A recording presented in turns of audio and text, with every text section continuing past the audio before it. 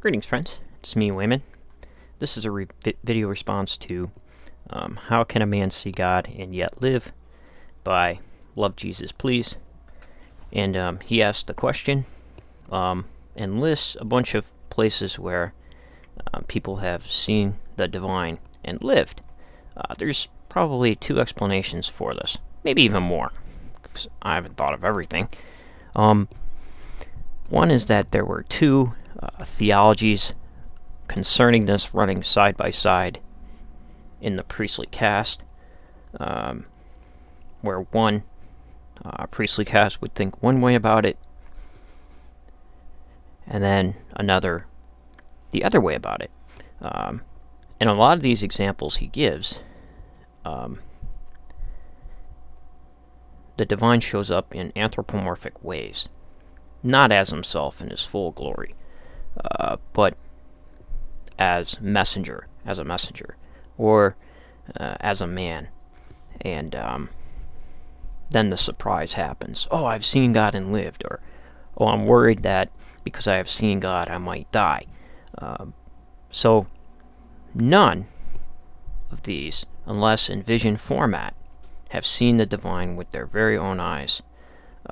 Not unless they were taken up in a vision, but that's still different, with human eyes, and lived.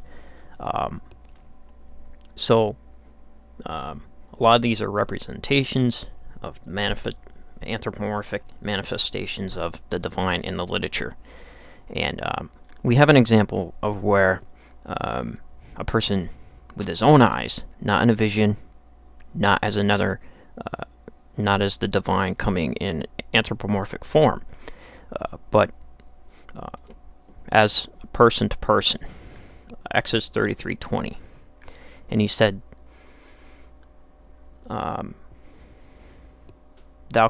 canst." Well, here,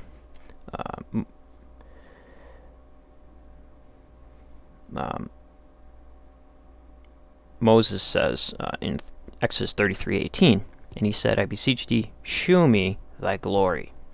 And he said, "I will not make all my goodness pass before thee. I will make all my goodness pass before thee, and I will proclaim the name of the Lord before thee, and will be gracious to whom I will be gracious, and will show mercy on whom I will show mercy." And he said, "Thou canst not see my face, for there shall no man see me and live." And the Lord said, "Behold, there is a place by me, and thou shalt stand upon the rock.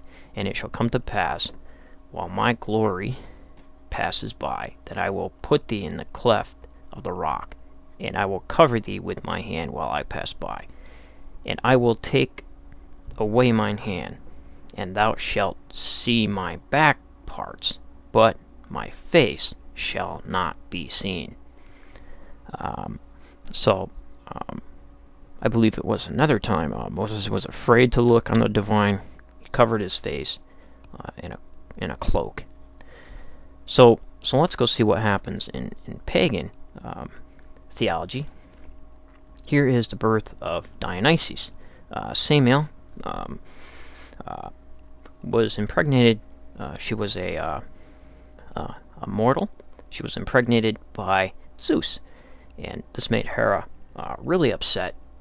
And Hera appears to Samael as an old hag and says, "Well, how do you know that it was Zeus?" And Samael wants to be sure, so she goes to Zeus, and you can read it here at Wiki, or one of the Homeric hymns to Dionysus allude to this. She goes before Zeus and says, "Hey, the old motif, can I ask you something?" And he says, "You can ask me whatever you want, and I'll do it." So she says, "Show me yourself in all your glory," because she wanted him to prove that he was a god. And he says, no, don't ask me that, but he's already bound by the oath. So he does, and she's destroyed. But Dionysus was inside her as a fetus. He was placed in the thigh of Zeus.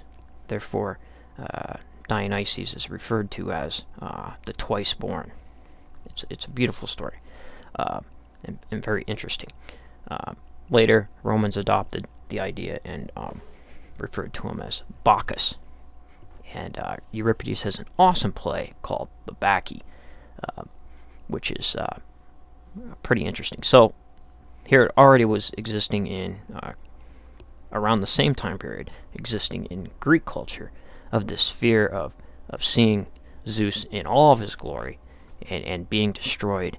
And there's an example of in another belief system or religion how that happened.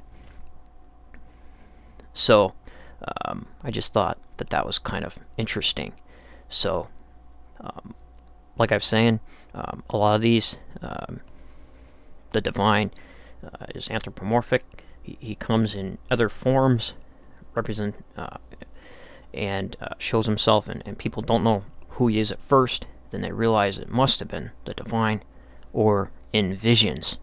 But however, human eyes looking on the face of divine in all of his glory, not being anthropomorphic, in anthropomorphic form, not being in vision form, the theology was you would be destroyed. So take care, friends, and remember, if everybody's thinking alike, then somebody isn't thinking.